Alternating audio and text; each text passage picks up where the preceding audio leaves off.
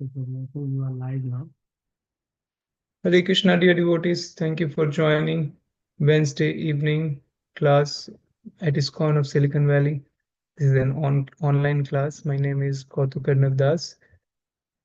We'll start with the Jai Radha Madhav prayers. Then we'll have Mangala Charan. And then we'll discuss chapter 7 of the Bhagavad Gita, the knowledge of the Absolute.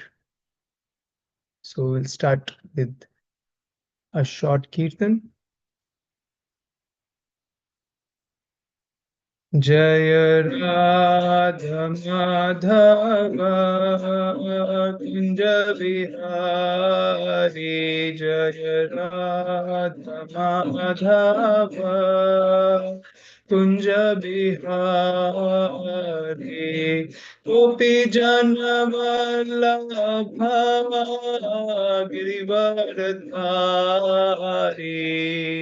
गोपी जन वल्लभ गिरिवरधारी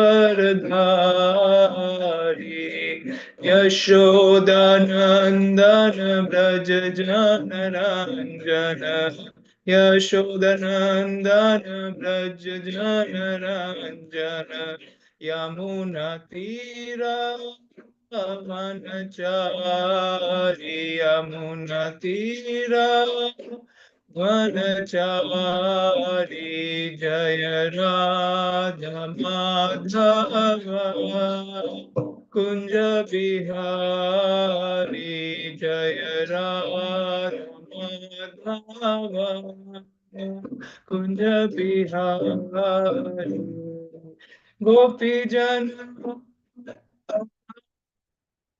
गिरिवरधारी जय गोपी जन गिरिवरधारी यशोदनंदन ब्रज जन रंजन यशोदनंदन ब्रज जन रंजन यमुना तीरा वनचारी यमुना तीरा वनचारी Hare Krishna, Hare Krishna, Krishna Krishna, Hare Hare, Hare Rama, Hare Rama, Rama Rama, Hare Hare, Hare Krishna, Hare Krishna, Krishna Krishna, Hare Hare, Hare Rama, Hare Rama, Rama Rama. Hare Hare, Hare Krishna, Hare Krishna, Krishna Krishna, Hare Hare, Hare Rama, Hare Rama, Rama Rama, Hare Hare, Hare Krishna, Hare Krishna, Krishna Krishna, Hare Hare, Hare Rama, Hare Rama, Rama Rama, Hare Hare, Hare Krishna, Hare Krishna, Krishna Krishna, Hare Hare, Hare Rama, Hare Rama,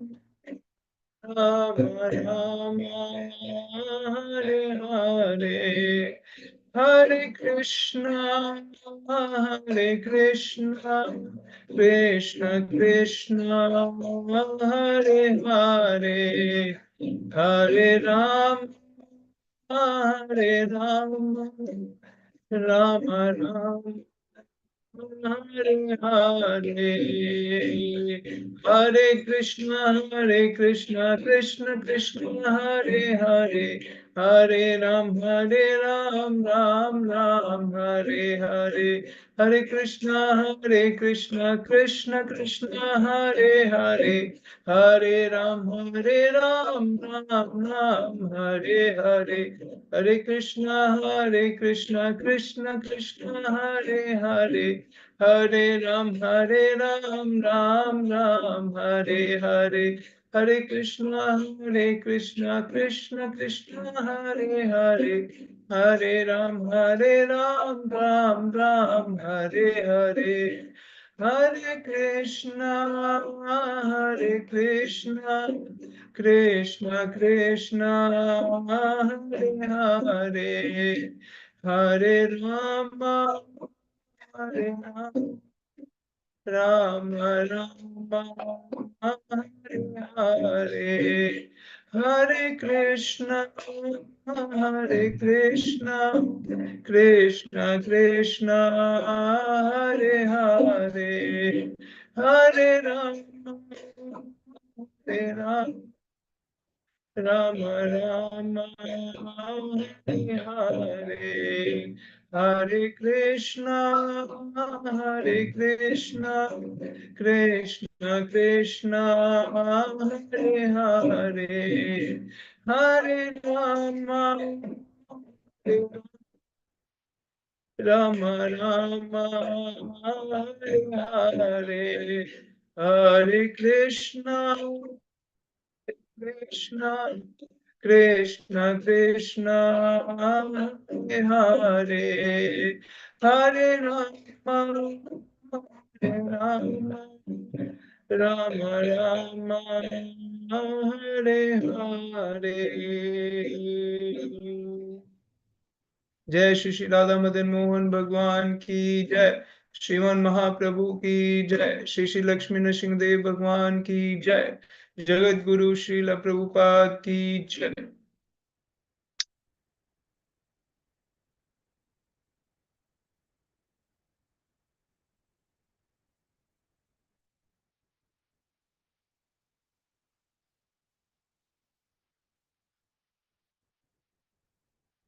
Hare Krishna, dear devotees. I hope you can hear me. Please let me know. Yes, Prabhu, you can hear him. Okay. Thank you, Ashray Madhav Prabhu, for hosting this program. I'm very grateful to you and to the temple management for giving me this opportunity to glorify Srimad Bhagavad Gita. I'm also very grateful to my spiritual master, His Grace Vaisheshika Maharaj, to our founder Acharya, Srila A.C. Bhaktivedanta Swami Prabhupada, who has given us this knowledge, who have given me this opportunity to purify myself by reading Bhagavad Gita, chanting Hare Krishna, and by their mercy I can speak something following the mood of our Guru Parampara. I seek their blessing and your blessings who are assembled in this Zoom room and watching online. वाञ्छा कल्पतरुभ्यश्च कृपा सिन्धुभ्य एव च पतितानां पावनेभ्यो वैष्णवेभ्यो नमो नमः. So we will start with the Mangalacharan prayers. These are auspicious prayers before we read or Bhagavad Gita or we do Krishna Katha. Om Jnanatimirandasya Jnananjana Chakshurunmilitam Yena Tasmai Shri Gurave Namaha.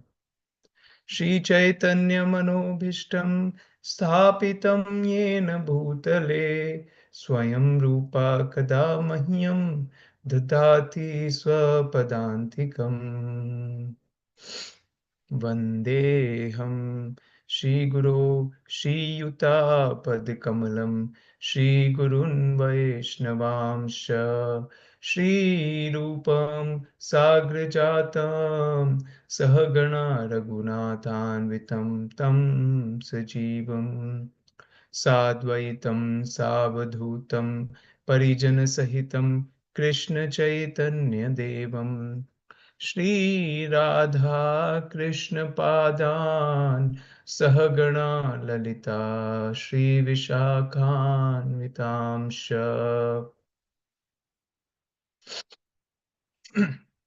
हे कृष्ण करुणा सिंधु दीनबंधु जगतपते गोपेश गोपिका कांता राधा कांता नमोस्तुते तप्त कांचन गौरांगी राधे वृंदावनेश्वरी वृषभानुसुते देवी प्रणमामि हरिप्रिये वाञ्छाकल्पतरुभ्यश्च कृपा सिन्धुभ्य एव च पतितानां पावनेभ्यो वैष्णवेभ्यो नमो नमः जय श्री कृष्ण चैतन्य प्रभु नित्यानंद श्री अद्वैत गदाधर श्रीवासादि गौर भक्त वृंद हरे Krishna Krishna Krishna Hare Hare Hare Ram Ram Ram Hare Hare Hare Krishna Thank you, Mataji, for joining on the Zoom call. Shatrughan Das and Tungi Devi Das, very nice to have you on the call. We will read from chapter 7, the knowledge of the absolute. So, as we know, in Bhagavad Gita, Krishna has explained many different yoga systems. And in chapter 7, Krishna is explaining the Bhakti Yoga system. So, I have heard this class from Chaitanya Charan Prabhu, His Grace Chaitanya Charan Prabhu. He has given this class on chapter 7 of the Bhagavad Gita. I will try to share some information from that class and then we can have a discussion. Hare Krishna, Jose Prabhu, thank you for joining. Okay, so we are starting our call. We are reading on chapter 7, the knowledge of the absolute. As we know,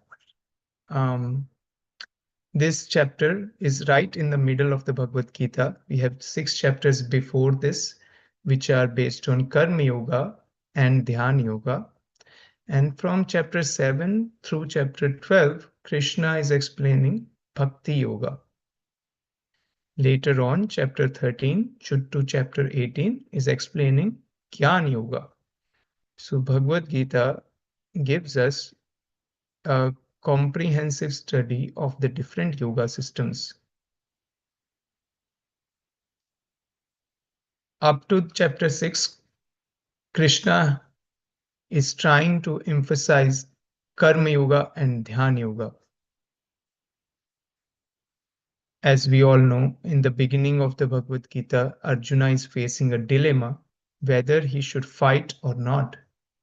He does not know what is righteous. This is the quality of a spiritually advanced person.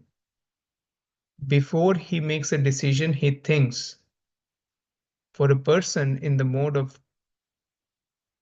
goodness, he thinks and then he acts. A person in the mode of passion, he acts and then he thinks. Just do it. That's the mode of passion. And then there's mode of ignorance where there is lethargy. One cannot think clearly, one cannot act clearly. So Arjuna, being a spiritually progressive person, he does not want to act without thinking. Even though that circumstance is uh, it's so intense. There are armies from all over the world. They are ready to go and kill each other. Arjuna and his brothers, they have been wronged by Kauravas. Bhishma is on the side of Kauravas. He's the commander-in-chief. Bhima, who is the best warrior in Pandavas in terms of strength, he has a strength of 10,000 elephants. He is the commander on the left on the side of Arjuna, along with others such as Drishtadyumna. So they are waiting for this moment to go and kill each other. At this point, Arjuna asks Krishna, please, please take my chariot at the middle of the two armies. I want to see who have come here to fight against us. At that time, Arjuna sees his great teacher, Dronacharya. He also sees his great grandsire, Bhishma. And then his body is shivering. His body starts shivering. His bow, which is Gandiva, which is the mighty bow, it slips from his hand and he's almost crying. His mouth is drying up. And Arjuna says to Krishna, Krishna, I cannot fight. I do not want a kingdom which is tainted with the blood of my superiors. Even though they have done wrong to us, what is the use of killing these people who are our own relatives? What good will it bring to us, Krishna? Even though they are greedy and they are after money, how can we act in the same way as they have done? So Krishna, after hearing this from Arjuna in chapter 2, he explains the science of the soul, that how the soul is indestructible. The body is perishable, but the soul is indestructible. Arjuna should not fight for the sake of enjoying the material world, but he should do it as a duty in order to bring the right ruler, in order to bring the right kingdom, the right government, so that the people in general are protected and they can live a religious life, a spiritual life. In chapter 3, Krishna talks about Karma Yoga. One should act for the sake of duty. In chapter 4, Krishna explains about transcendental knowledge, how one performs sacrifice and in that way offer gratitude to the demigods. And that way they receive prosperity in this world. In chapter 5, Krishna talks about how one can live in this world but not of this world. How can one live like a lotus?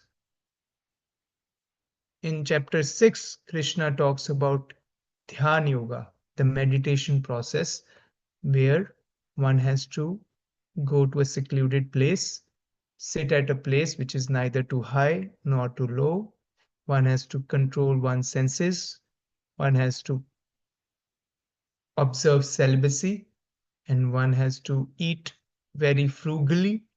One has to close the eyes, which are not completely closed, half open, and one should focus on the tip of the nose.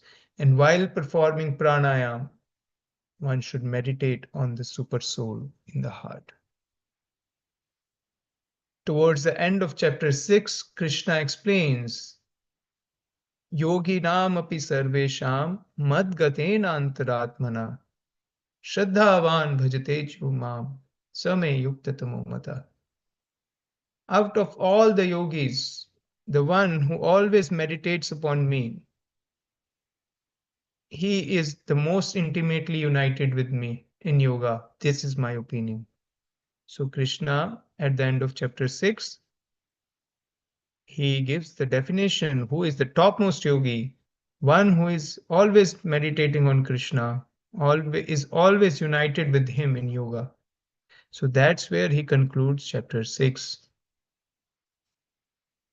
In chapter 7, which we are going to read today, knowledge of the absolute, Krishna picks up from where he left in chapter 6.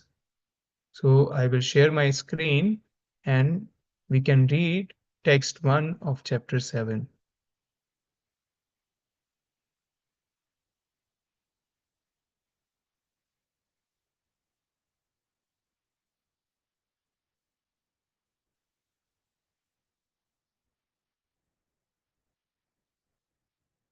Jose Prabhu, would you like to read the text? Yes, Prabhu. Okay, thank you. Maybe you can read the English transliteration and then we'll read the translation. Yes, Prabhu. The Supreme Personality. No, from here, the Sanskrit text. Yeah. Sri Bhagavan Vacha. Shri Bhagavan Uvacha. Continue. Maya Sakta Manaparta. Maya Saktaman. Yogam Yat Yunjam At Asraya. Yogam Yunjan Madashraya. Asamshayam Samagramam. Asamshayam Samagram Mam. Yatu Nasyasi Tatshuru Shnu. Yatagnyasasi Tachinu. Then the translation. Translation.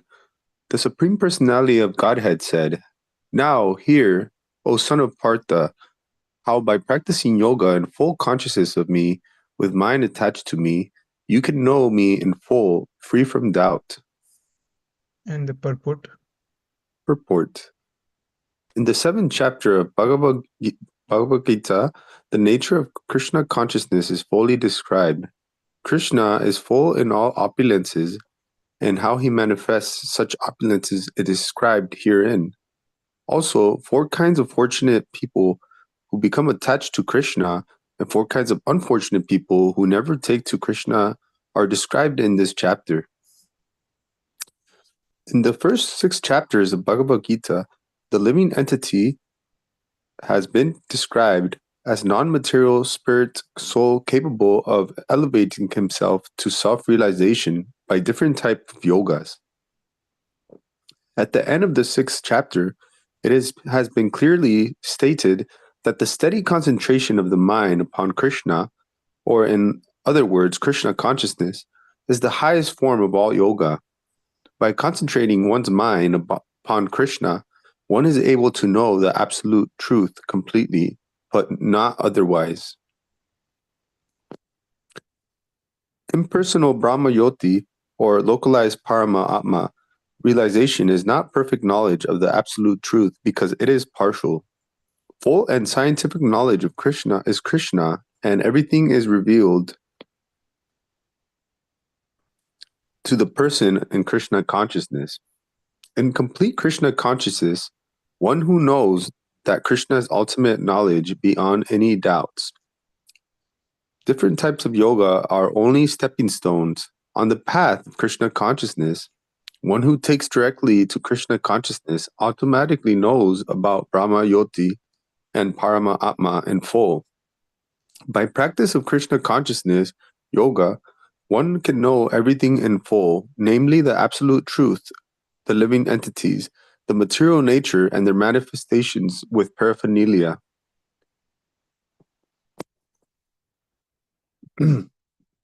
Okay, let me give you a little commentary here. So Prabhupada is saying in the purport that Krishna has explained different kinds of yogas. As we know, in Karma Yoga, the conclusion is to offer the work for Krishna. In Dhyan Yoga, the goal is to meditate on Krishna. So the final goal of all these yoga systems is to remember Krishna at the end. On the other hand, Bhakti Yoga begins with Krishna, so it is more complete than other yoga processes. It also includes Karma Yoga and Dhyan Yoga, because Karma Yoga and Dhyan Yoga conclude in focusing on Krishna, offering the results of one's activities to Krishna, meditating on Krishna. However, Bhakti Yoga begins with offering everything to Krishna and meditating on Krishna. So, the other perfections which are achieved in Karma Yoga, such as Brahmajyoti or Paramatma realization in Dhyan Yoga, it's already included in Bhakti Yoga. So that's why Bhakti Yoga is complete. Hare Krishna. Please continue, Prabhu.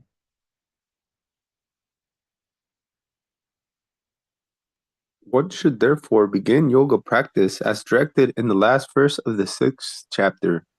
Concentration on the mind upon Krishna, the Supreme, is made possible by prescribed devotional service in 9 different forms, of which Shravanam is the first and most important. The Lord therefore says to Arjuna, Takshnu, or hear from me, no one can be greater authority than Krishna, and therefore, by hearing from him, one receives the greatest opportunity to become a perfectly Krishna-conscious person. One who has therefore to learn from Krishna directly or from a pure devotee of Krishna, and not from a non-devotee upstart, puffed up by the academic education.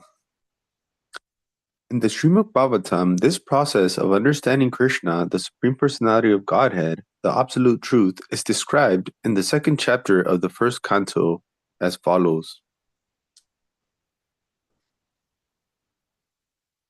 I can read this, Prabhu. Shinvatam Swakatha Krishna Punya Shravan Kirtana Hridiyantasto Bhatrani Vidhunoti Suhritsatam Nashtaprayeshu Bhadreshu Nityam Bhagvat Sevaya Bhagavati Uttamah Shloke Bhaktir Bhavati Naishtiki तदा रजस्तमो भावा कामलोभादयश्च ये चेत एतैरनाविद्धं स्थितं सत्त्वे प्रसीदति एवं प्रसन्नमनसो भगवद्भक्तियोगतः भगवत्तत्त्वविज्ञानं मुक्तसङ्गस्य जायते भिद्यते हृदयग्रन्थिश्छिद्यन्ते सर्वसंशया क्षीयन्ते चास्य कर्माणि दृष्ट एवात्मनीश्वरे.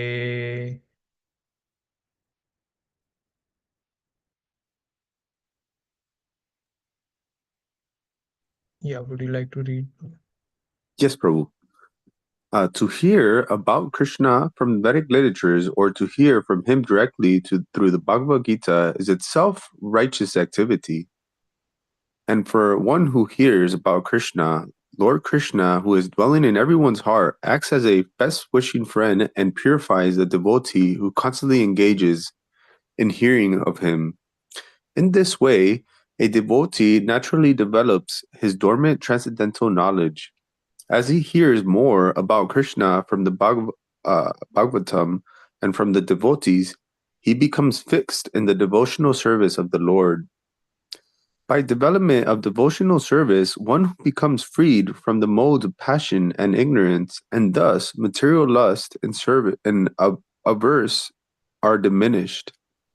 When these impurities are wiped away, the candidate remains steady in his position of pure goodness, becomes enlivened by devotional service, and understands the science of God perfectly.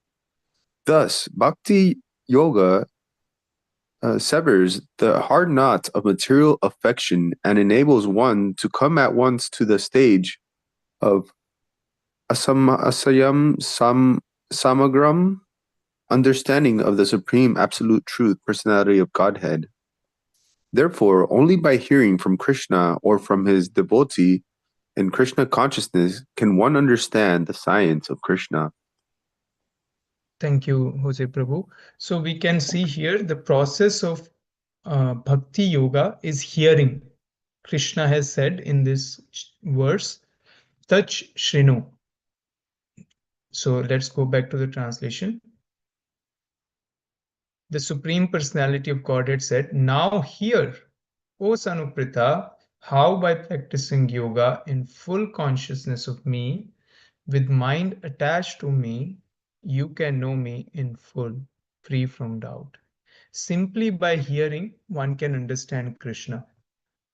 But this hearing is described to be qualitative. One has to give a rapt attention to hearing Krishna's message.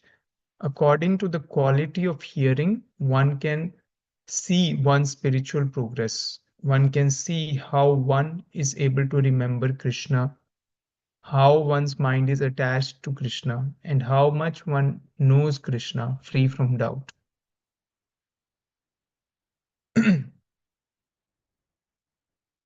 What happens after hearing about from Krishna? The mode of passion. So these are the impurities, modes of passion and ignorance.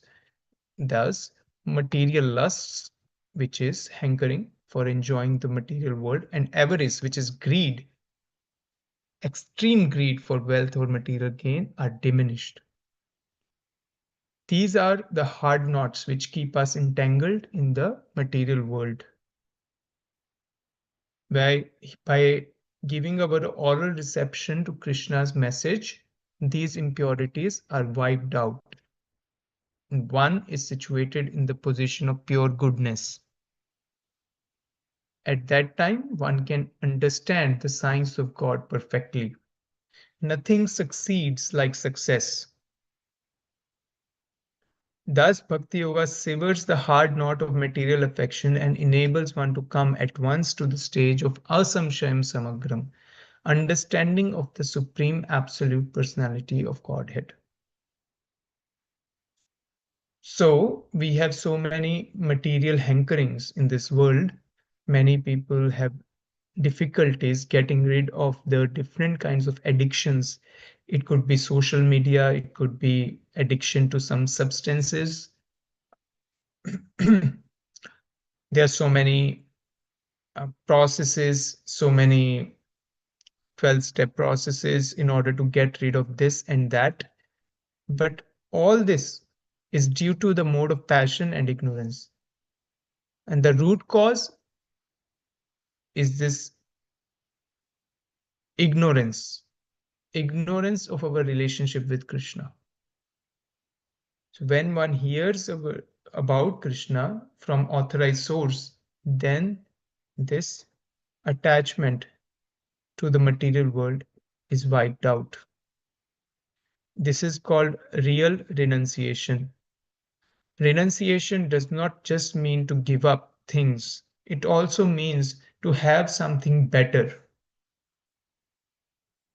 So when we give up something lower, we have to have something higher, which is called higher taste.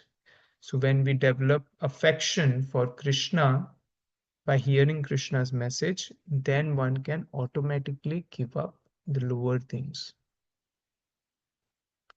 So Prabhupada would always keep a jar full of gulab jamuns in his, New York. When he started preaching, he would always keep a jar full of gulab jamuns.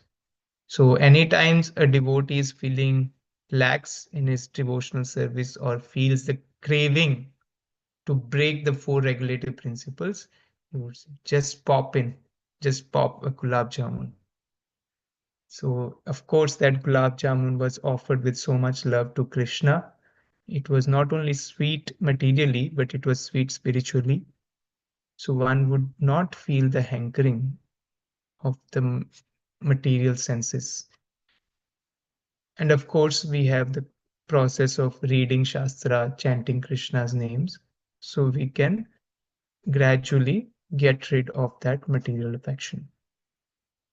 So I have some notes from a lecture by His Grace Chaitanya Charan Prabhu. I would like to share those, and then we can have a reflections and questions.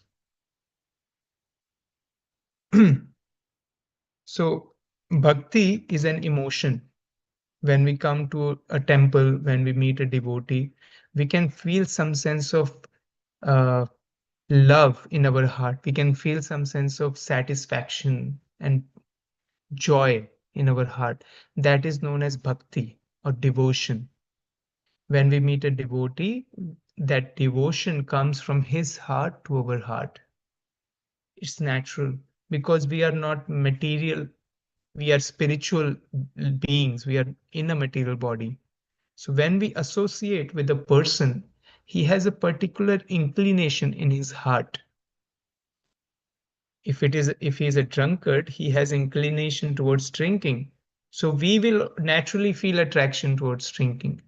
If he's a somebody who is very passionate about working hard and getting money, then we'll automatically get that in our heart also. Similarly, when we meet a devotee, we naturally feel the joy that the devotee is experiencing because of his connection, his or her connection with Krishna. Now, how do we maintain that mood? That is called bhakti yoga. We get an experience, sample. When a company launches a new candy, they do these samples. We go to Costco, they give us a free sample. And if we like it, I want the next one, but they say, no, now you have to buy it. So now you have to work for it. Similarly, in Bhakti Yoga, we get a free sample from Krishna. We experience the joy in devotees' hearts. We experience prasadam, we experience kirtan. But as we continue, it does not stay. As we go back to our material life, it does not stay with us. So what is the process to keep it constant? That is called bhakti yoga. That is called the process of devotional service. And it begins by hearing about Krishna, constant absorption, hearing about Krishna, offering bhoga to Krishna, chanting Krishna's names, singing bhajans or kirtans, or offering some kind of service to Krishna.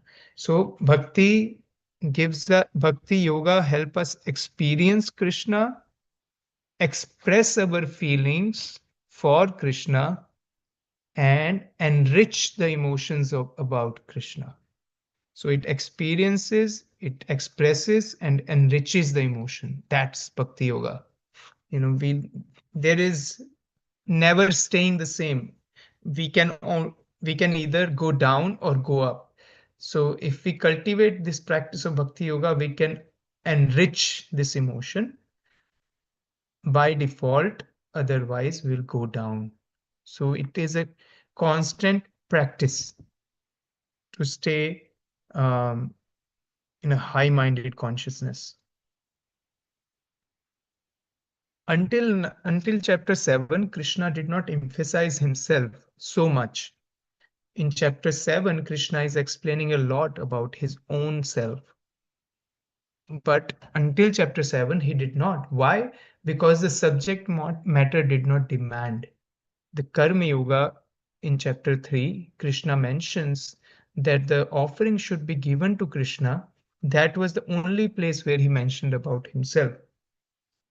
In chapter 4, Krishna explains how he is not bound by the cycle of birth and death, where he also mentions that he gave this knowledge to sun god millions of years ago. Arjuna asked this question that we are contemporary, Arjuna, we are born at the same time. How can I understand that you spoke this knowledge to sun god millions of years ago? That's a genuine question. Then Krishna answers that both you and I have taken many, many births.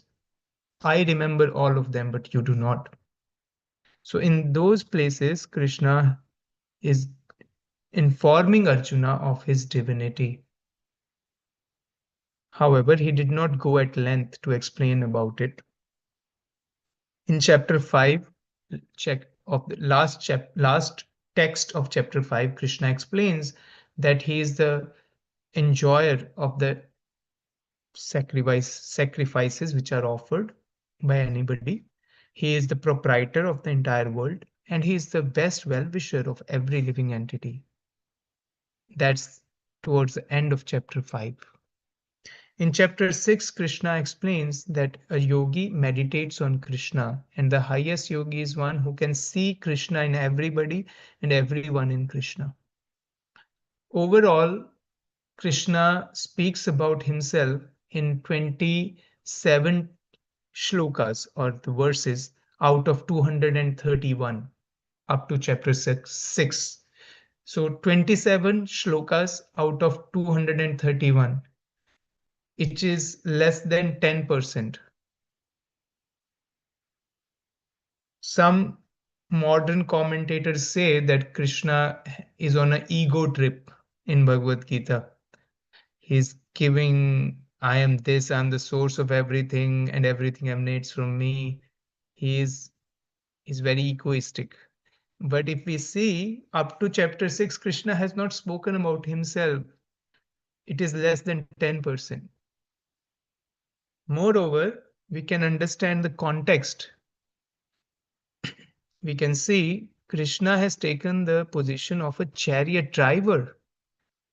If somebody asks you to become a chauffeur or a volley driver, I don't think it's a very coveted position for a respectable person. Krishna, being the supremely powerful, both sides wanted to have Krishna on their side. And everybody knew Krishna would be the kingmaker, but Krishna accepted this position, the lowly service of being a chariot driver of Arjuna. How can we say that Krishna is on an ego trip if he had so much ego about his position? Third thing we can understand here, that Krishna glorifies the process of bhakti yoga rather than himself. He is explaining himself because the object of bhakti is Krishna. If one has to perform devotional service, there needs to be a person to whom the devotional service is offered. And one has to have the qualities to reciprocate to that devotional service. That is why Krishna is explaining about himself. The subject matter demands him to explain his own glories. One example can be given. If we go for treatment to a doctor, we have tried many different treatments, but it doesn't work out. And we go to a doctor and he says, oh, I exactly know what your problem is, and I have cured so many people with the same disease. So he shows the different examples of people who have been cured, and he says, this is the best treatment. I am 100% sure you can get treated, and you should accept this treatment. So the doctor is telling about the process, and he's glorifying his own self because he wants the patient to be cured. Similarly, here Krishna is explaining about himself because this is the best yoga process, bhakti yoga. And that subject matter needs him to explain about Krishna, who is the best doctor out of all the yoga systems. That's why he is explaining so much about himself in chapter 7, chapter 9, chapter 10, so that Arjuna can perform devotional service clearly.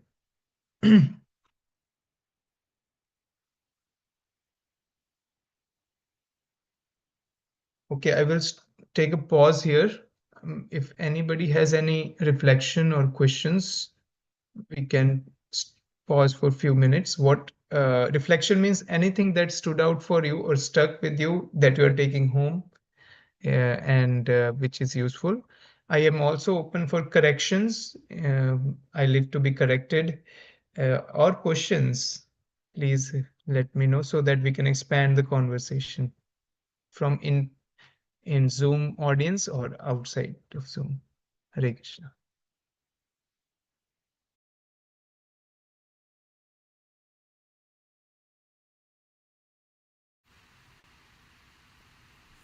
Hare Krishna, Kautukārṇava Prabhu. Very nice summary and very good realizations we have captured here. Why Krishna is talking about himself.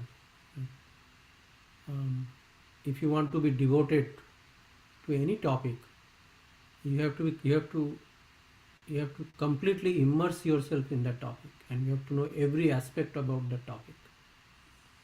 So Krishna is almost like flooding the consciousness of the person with his attributes, so that person can completely immerse himself with Krishna. Everywhere he goes, he looks at the sun, he looks at the moon, right? He looks at a very powerful person, he can see Krishna there, right? So thank you for enlightening us on that aspect, because yeah, I mean, a new person, if he reads Bhagavad Gita, will say, oh, who is this Krishna? Like, why is he, like, he's so arrogant. That's what people will interpret, but you have to understand what is going on there. And then you are correct. I mean, Krishna does not talk about himself in the first 6 chapters.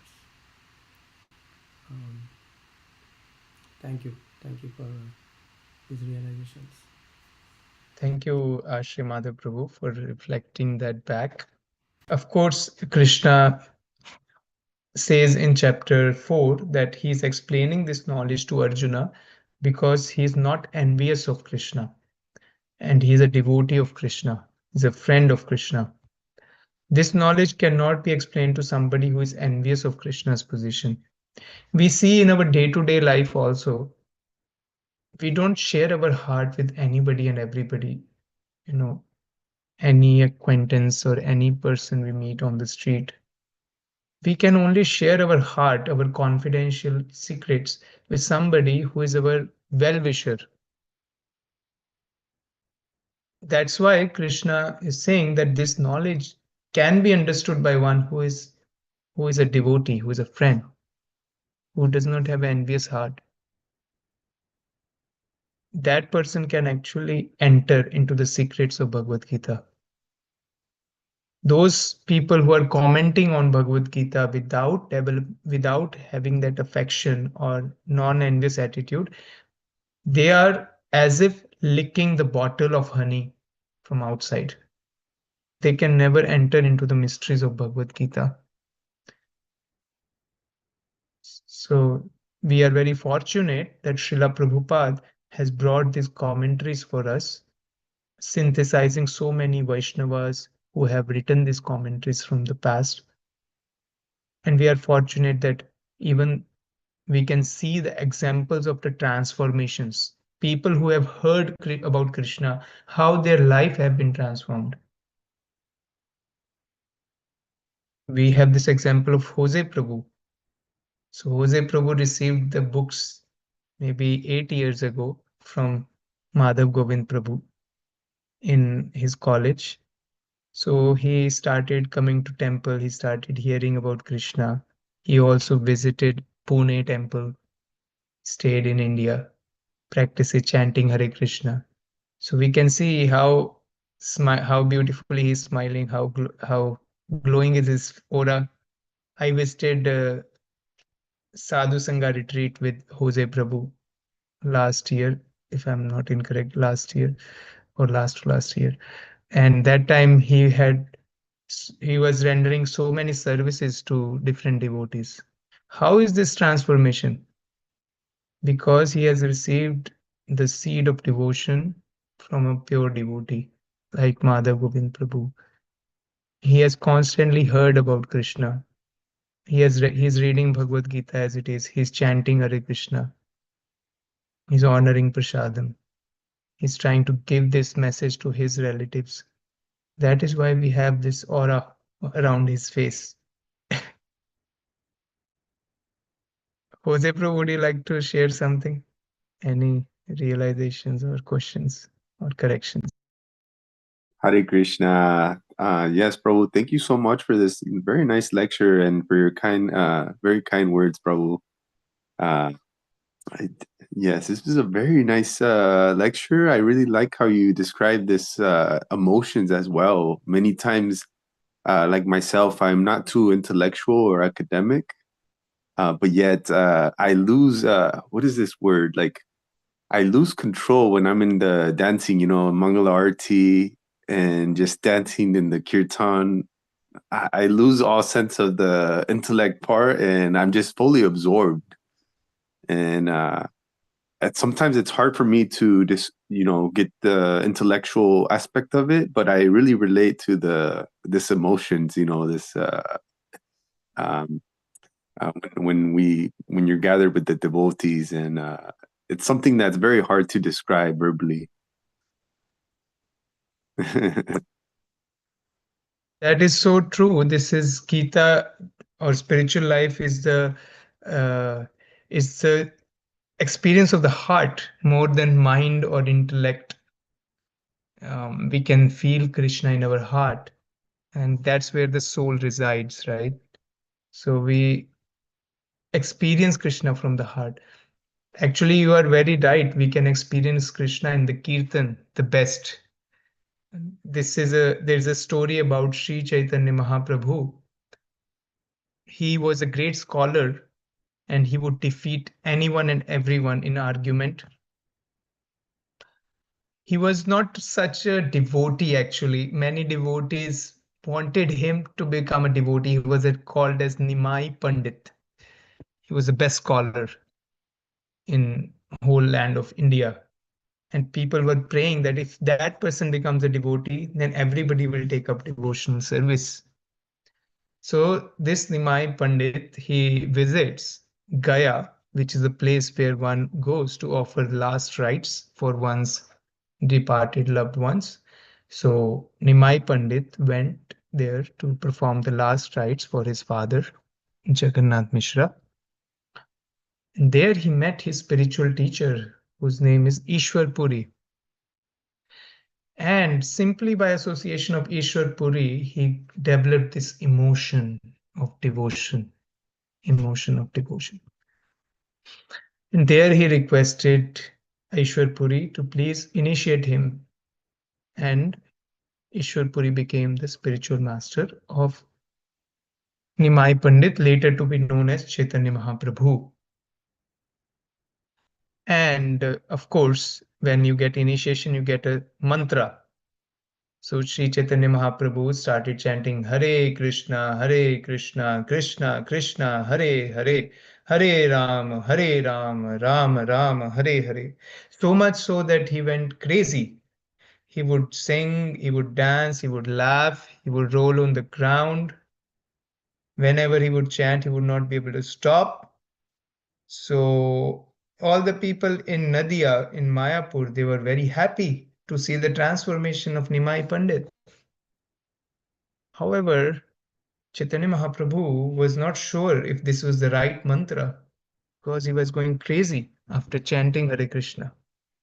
So he went back to his spiritual teacher in Gaya, Ishwar Puri. He offered obeisances and he asked, Guru Maharaj, have you given me the right mantra? Whenever I chant this, Hare Krishna, Krishna Krishna, Hare Hare, Hare Ram, Ram Ram, Hare Hare, I go crazy. I do not think about the world, external world. I just sing, I dance, I laugh, cry, I roll on the ground. Have you given me the right mantra? At that time, Ishwar Puri becomes very happy. He says, very good, very good. At that time, he quotes a shloka from Srimad Bhagavatam, which is one of the most important shlokas in Srimad Bhagavatam. And it is in Canto 11. It is chapter 2, text number 40.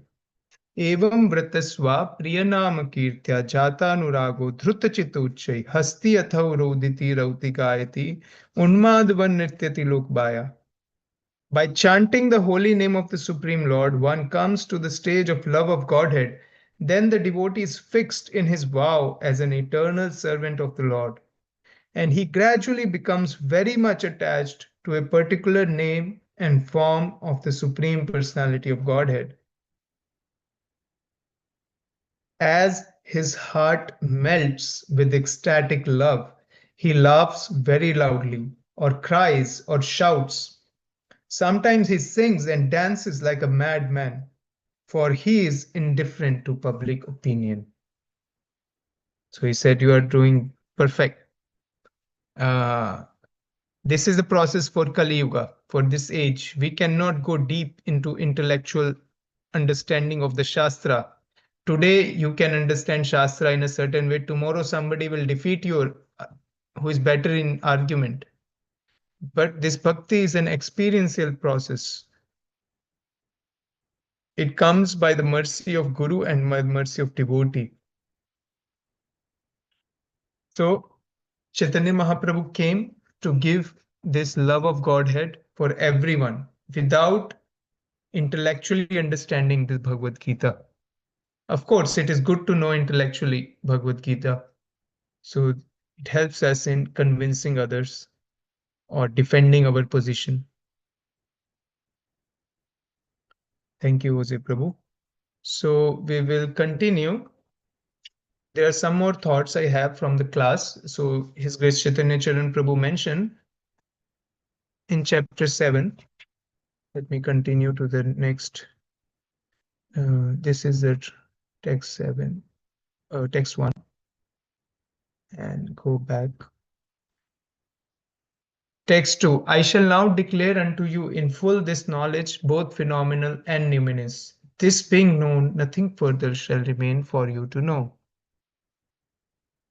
So Krishna is going to explain how the material world works and how the spirit works behind this material world.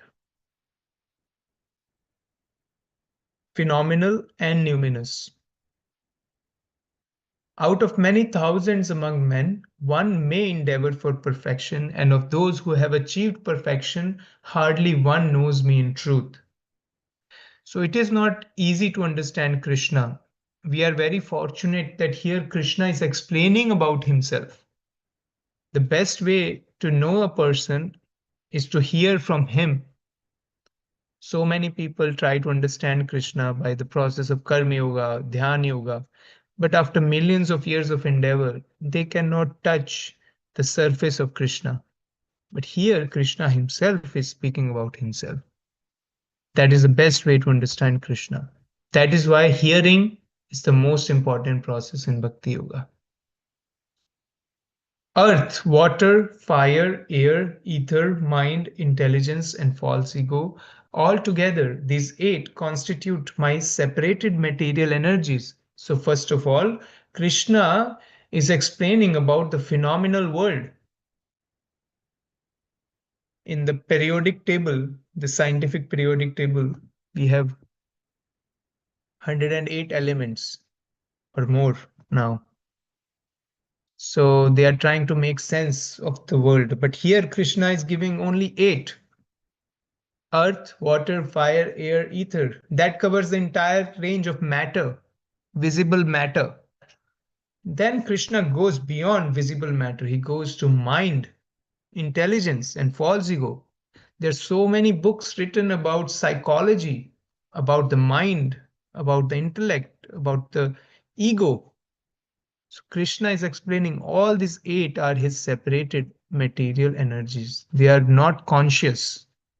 They don't have the property of life. They are dead.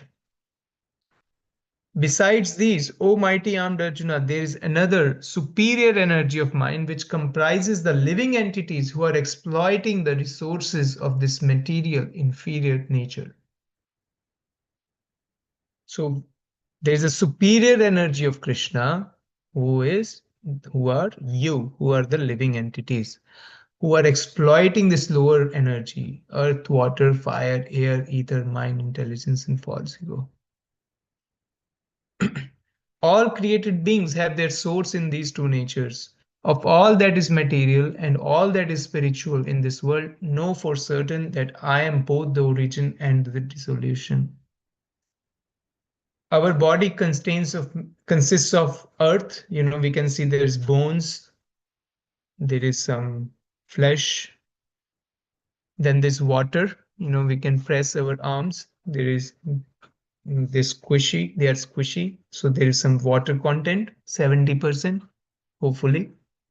And then there's fire of digestion, constantly digesting the food. Air, there's 5 kinds of air: upwards, downwards, maintaining equilibrium, breathing. There's ether, or empty space, or space in the body. And there's mind, there's intellect, and there's false ego. So we have that, and we have our own self sitting in the heart. So Krishna is both the origin and the dissolution of these things. This is true for an individual body, individual self, and it is also true for the universe, micro level and macro level. Then Krishna says, O conqueror of wealth, there is no truth superior to me. Everything rests upon me as pearls are strung on a thread. So Krishna is saying that everything emanates from him, matter and spirit. So how can one see Krishna? So Krishna is the underlying principle. Just like a necklace, one may not be able to see the thread. One only sees the pearls of a necklace. However, without the thread, the pearls cannot stay together. Similarly, Krishna is the foundation of matter as well as spirit. So later on, Krishna is explaining in the next 4 verses about his presence, how one can see Krishna. O son of Kunti, I am the taste of water, the light of the sun and the moon, the syllable Om in the Vedic mantras. I am the sound in ether and ability in man. Jose Prabhu, would you like to read next 3, 9, 10, and 11? Yes, Prabhu. Hare Krishna.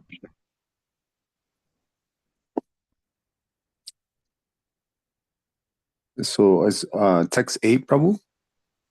Sorry? Yeah, 8 through 11. Oh, son of Kunti, I am the taste of water, the light of the sun and the moon, the syllable Om in the Vedic mantras. I am the sound in ether and ability in man. Text 9. I am the original fragrance of the earth, and I am the heat and fire. I am the life of all that lives, and I am the penances of all aesthetics. Text 10. Oh, son of Partha. Sorry, Prabhu, I think. Oh, son of Partha, know that I am the original seed of all existences, the intelligence of the intelligent, and the prowess of all powerful men. Text 11. I am the strength of the strong, devoid of passion and desire. I am sex life, which is not contrary to the religious principles, O Lord of Bharatas, Arjuna. Text 12. Know that all states of being, be they of goodness, passion, or ignorance, are manifested by my energy. I am, in one sense, everything, but I am independent. I am not under the modes of material nature, for they, on the contrary, are within. Sorry, Prabhu. I think the text got cut off, Prabhu.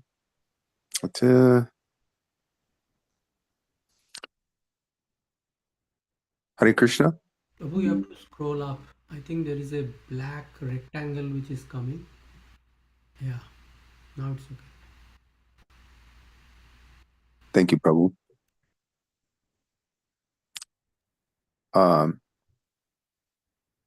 Text 12. Know that all states of being, be they of goodness, passion, or ignorance, are manifested by my energy. I am, in one sense, everything, but I am independent. I am not under the modes of material nature, for they, on the contrary, are within me. Text 12. Deluded by the 3 modes, goodness, passion, and ignorance, the whole world does not know me, who me above the modes of an inexhaustible. Thank you. Thank you, Prabhu. Hare Thank you Krishna. for reading.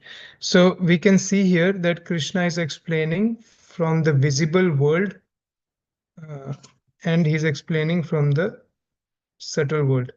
So I am the taste of water. This is something we can relish every day. We observe it. So we do not see Krishna directly in the water, but we can experience Krishna in the taste of water. It is said that no other liquid can really quench the thirst except water. Where is that property coming from? Because Krishna is there, present in the water. Only pure water can quench our thirst. The light of the sun and the moon. So we know that the sun is exactly situated at a distance. If the earth was situated a little towards the sun, it will burn. And if it was away from the sun by a few meters, it will become cold like North Pole. So it won't be able to sustain life. So there's a right arrangement where the life can sustain on the earthly planet in terms of distance from the sun and the moon. The syllable Om in the Vedic mantras.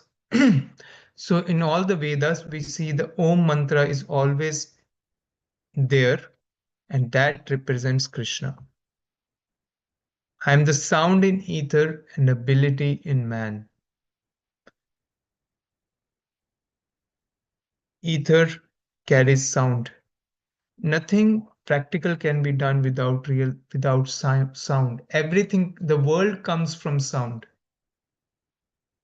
and the world can decompose into sound, back to sound. So our material existence comes because of sound, because of material sound. And by hearing about Krishna, we can disintegrate the material existence.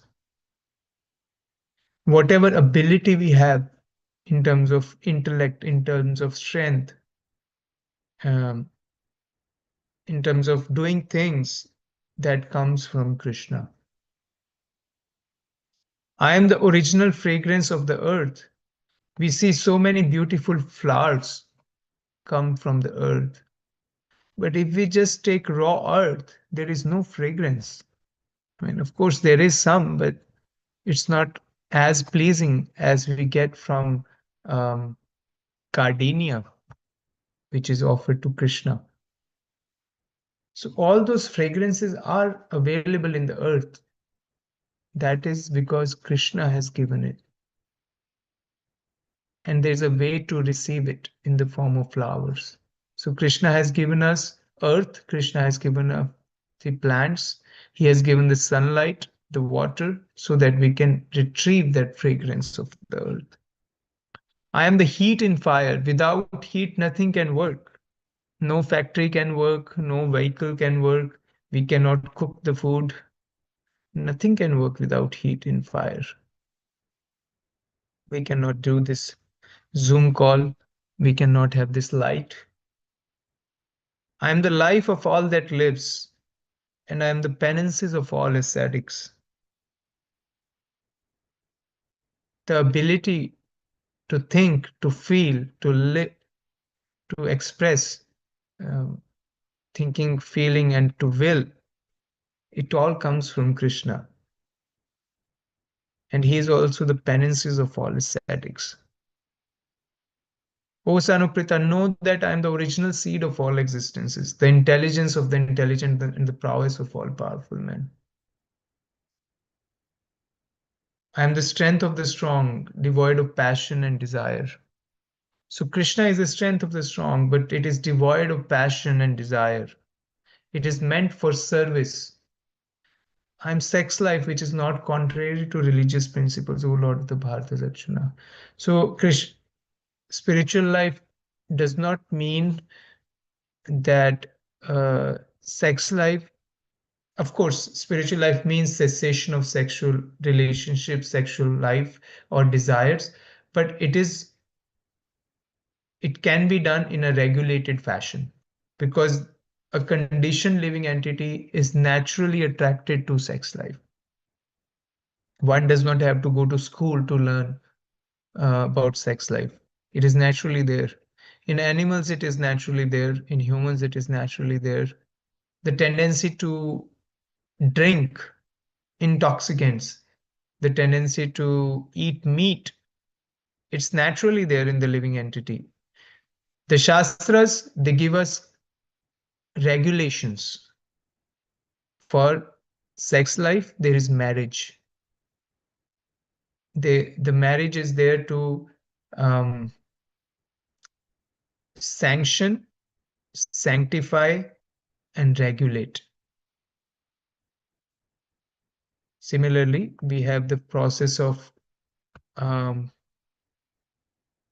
yajna, to sanction, sanctify, and regulate. So Krishna is sex life, which is not contrary to religious principles. Know that all states of being, be they of goodness, passion, or ignorance, are manifested by my energy. I am, in one sense, everything, but I am independent. I am not under the modes of material nature, for they, on the contrary, are within me. So the whole world is consisting of these three modes: goodness, passion, and ignorance. Be it food, music, the clothes we wear, the charity we perform, the determination that we have, the knowledge that we possess. All this can be categorized in these three modes: goodness, passion, or ignorance. It can be a combination of these three modes in different intensity, just like the three colors, three primary colors: red, blue, and green. Red, blue, and green. They create the spectrum.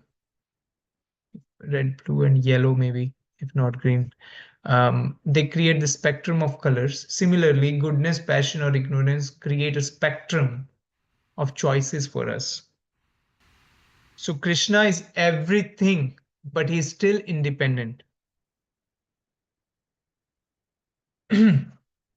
Deluded by the three modes, goodness, passion, and ignorance, the whole world does not know me, who am above the modes and inexhaustible. But a person who is not in the knowledge of Bhagavad Gita, who is not in touch with devotees, he does not understand, who does not know Krishna is the source of everything. Just like a person who is an illiterate, he thinks that the entire city or the nation is managing itself. There is no person behind it.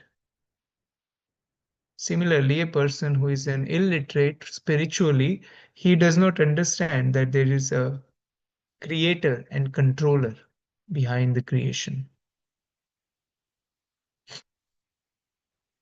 This divine energy of mind, consisting of the three modes of material nature, is difficult to overcome, but those who have surrendered unto me can easily cross beyond it.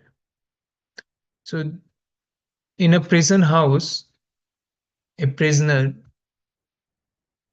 who is not well informed, he can only see the jail superintendent. So, his only identity is with the jail superintendent. He doesn't know he doesn't know about the government, he doesn't know about the correctional facility, what is the purpose of this, but he is acting so that he can save himself from the punishment from the jail superintendent. Similarly, we living entities who are living in the material world without information of Krishna, we are constantly struggling with the material nature just to make ourselves just to live in this world, to maintain our status quo. It completely consumes our life. It's the life of a prisoner who is constantly struggling to be in terms with the superintendent, with the jail superintendent. We are constantly struggling to maintain the status quo, to maintain good health, to maintain good relationships.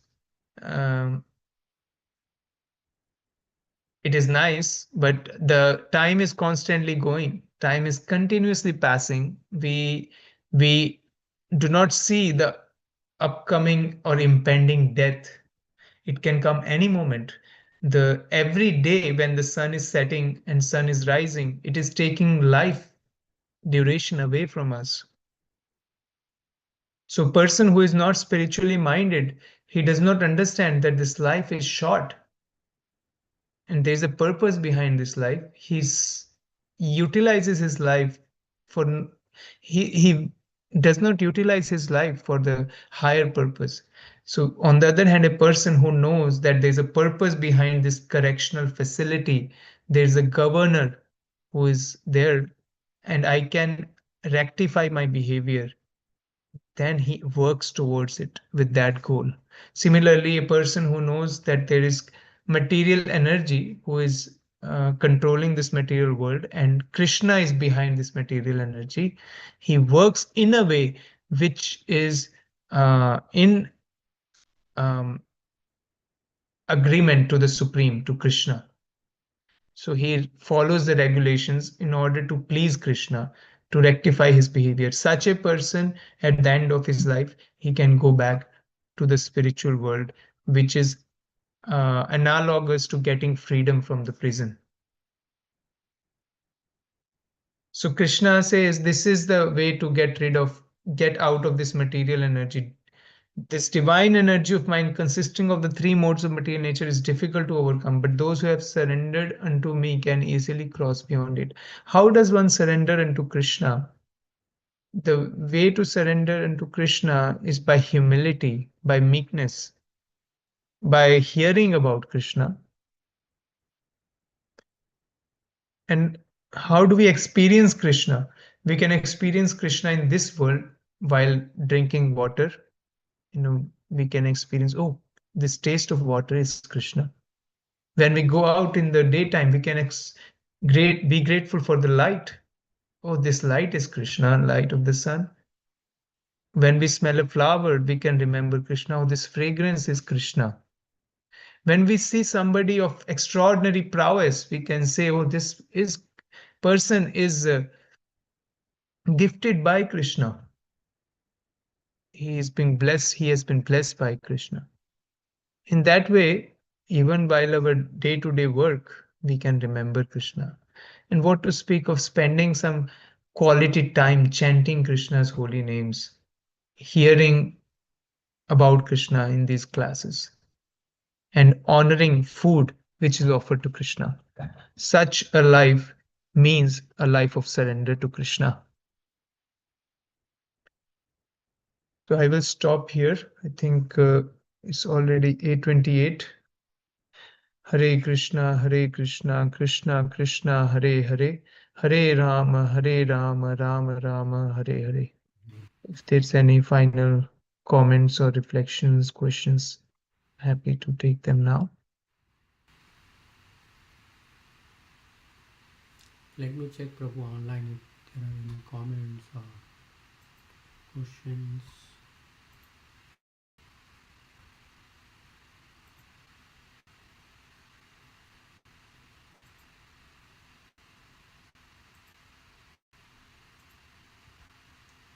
I don't see any comments and questions, but I'm sure that there are people online there listening. I know that because I keep hearing, on the Wednesday class, the people sometimes come and talk to me on Sunday that you are always there. So from there I come to know that there are people who are listening on Wednesday. It's a weekday, so sometimes it's difficult for people to come on Zoom and provide comments, but I know that there are people who are listening. Wonderful class, Prabhu. I think I have some wonderful realizations here. Like what you are describing, that the pearl, right? All the pearls. right? If they are not in the form of necklace, then and it is invisible. There is nothing to hold them together, right? If you look at this universe, if you look at human body, right? It's constantly from the birth to the last breath. The whole human body is its temperature is maintained. Right? Can you get a better air conditioning or system than that?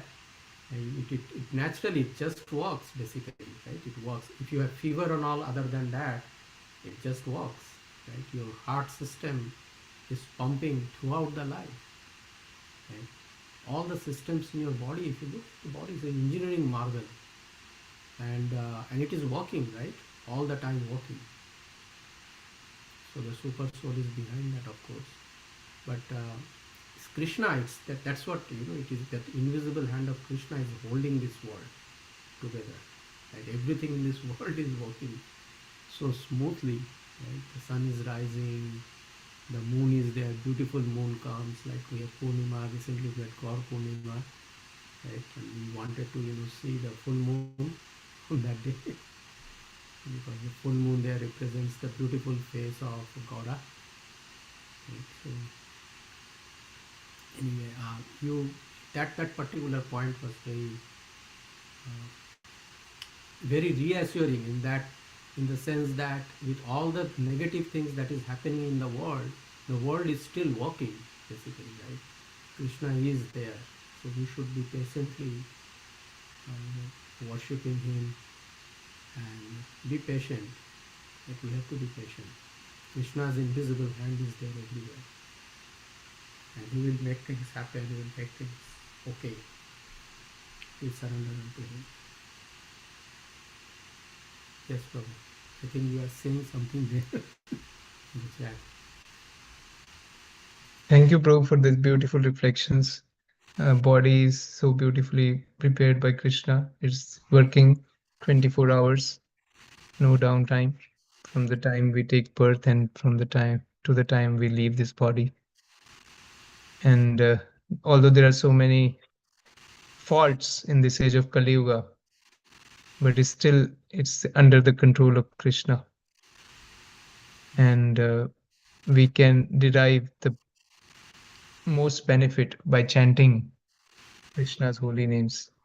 Hare Krishna, Krishna Krishna, Hare Hare, Hare Rama, Rama Rama, Hare Hare.